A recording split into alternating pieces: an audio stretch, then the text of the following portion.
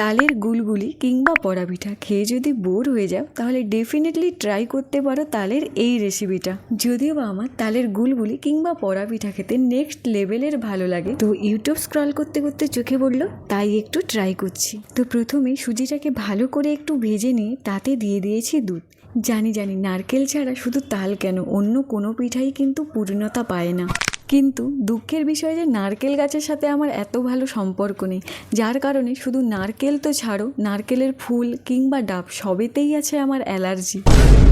তাই সেই অভাব মেটানোর জন্যই আমাকে কাজু কিশমিশ কিংবা এমনি বাদামের উপরেই ভরসাটা রাখতে হয়। কিন্তু আমি আবার নারকেল খেতে ভীষণই ভালোবাসি। তো যাই হোক, কোথায় যেন ছিলাম। তো সেই সুজির মধ্যে ফুটিয়ে রাখা তালের মাড়, কাজু বাদাম, চালের গুঁড়ো, ময়দা সঙ্গে নুন দিয়ে ভালো করে মাখিয়ে মনের মতো শেপ দিয়ে ভেজে নিতে হবে। তো তারপরে বেশ অনেকটা চিনির রসের মধ্যে সবগুলোকে ভালো করে ডুবিয়ে রেখে দিতে হবে।